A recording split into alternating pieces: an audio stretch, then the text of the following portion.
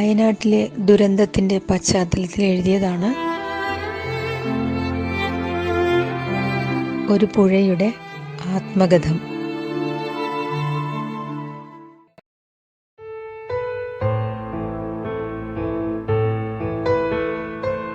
ഞാൻ പുഴ, നിങ്ങൾക്ക് ഏവർക്കും പ്രിയപ്പെട്ടവൾ.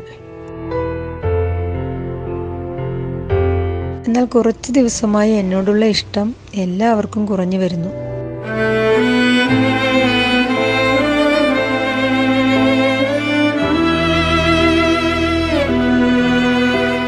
കാരണം ഞാൻ ഉണ്ടാക്കിയ നാശനഷ്ടങ്ങൾ ഏറെയാണ്. മനഃപൂർവ്വമല്ല കേട്ടോ.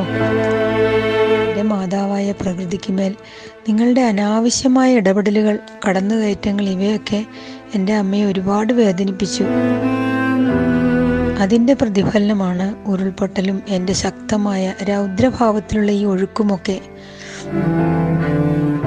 ഞാൻ എൻ്റെ ഈ ഗ്രാമത്തിൽ എത്ര സന്തോഷത്തോടെ കുടുംബമായി ജീവിച്ചു വന്നതാ, അതെല്ലാം നശിപ്പിച്ചു. മനുഷ്യർ, നിങ്ങൾ അറിവുള്ളവരല്ലേ, ഞങ്ങൾ നിങ്ങളെ സഹായിച്ചിട്ടല്ലേ ഉള്ളൂ. എന്നിട്ടും പ്രകൃതി മാതാവിനെ വേദനിപ്പിച്ചില്ലേ നിങ്ങൾ. അതിൻ്റെ ഫലം അനുഭവിക്കാതെ തരമില്ല. ഞാൻ ഈ ഗ്രാമത്തിലൂടെ ശാന്തമായി ഒഴുകുമ്പോൾ ഇവിടുത്തെ കുഞ്ഞുങ്ങൾ കടലാസ് വഞ്ചിയുണ്ടാക്കി ഒഴുക്കുവാനും എൻ്റെ കൂടെ കളിക്കുവാനും കൂടുമായിരുന്നു. എനിക്കവരെ എന്തിഷ്ടമാണെന്നോ. കുഞ്ഞു മീനുകളെ തോർത്തിൽ പിടിച്ചിട്ട് വീണ്ടും പുഴയിൽ വിടും. അവരുടെ കുസൃതികൾ എൻ്റെ മനസ്സിൽ നിന്നും ഇന്നും മായുന്നില്ല. ഇന്ന് അവരുടെ അഴുകിയ മൃതശരീരമാണ് എന്നിലൂടെ ഒഴുകി നടക്കുന്നത്. ചിലതൊക്കെ എന്നോട് അലിഞ്ഞു ചേർന്നു കഴിഞ്ഞു. സംസാരിക്കാൻ നാവുണ്ടായിരുന്നെങ്കിൽ ഞാൻ ഉറക്കെ പറയുമായിരുന്നു നിങ്ങളുടെ വേണ്ടപ്പെട്ടവർ എവിടെയൊക്കെ ഉണ്ടെന്ന്.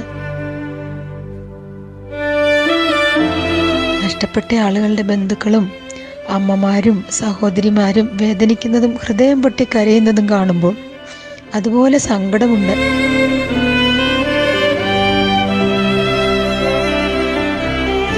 ശാസ്ത്രമൊക്കെ പഠിച്ചിട്ടുള്ള ഒരുപാട് മനുഷ്യർ, അറിവുള്ളവർ പറഞ്ഞിട്ടില്ലേ ഞങ്ങളെ സംരക്ഷിക്കണമെന്ന്.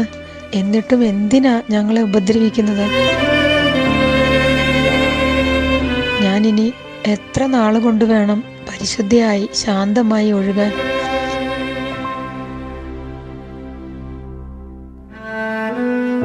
എൻ്റെ ശരീരം മുഴുവൻ മനുഷ്യരുടെ അഴുകിയ ശരീരത്തിൻ്റെ ഗന്ധമാണ്. അതിൽ എനിക്കേറെ സങ്കടം എൻ്റെ കുഞ്ഞുമക്കളും അതിലുണ്ടെന്നുള്ളതാണ്. എന്തായാലും വന്നത് വന്നു. ഇനി ഇവിടമൊക്കെ നന്മയുള്ള മനുഷ്യരുടെ ഒത്തൊരുമ കൊണ്ട് പഴയ പോലെ ആയിത്തീരാൻ നിങ്ങളെക്കാൾ കൂടുതൽ ആഗ്രഹിക്കുന്ന ഞങ്ങളാണ്. എത്രയും പെട്ടെന്ന് എല്ലാവർക്കും അവരുടെ വാസസ്ഥാനങ്ങളും കാണാതായ പ്രിയപ്പെട്ടവരെയും ലഭിക്കട്ടെ എന്ന് ഞാൻ പ്രാർത്ഥിക്കാം. സ്നേഹത്തോടെ നിങ്ങളുടെ സ്വന്തം പുഴ.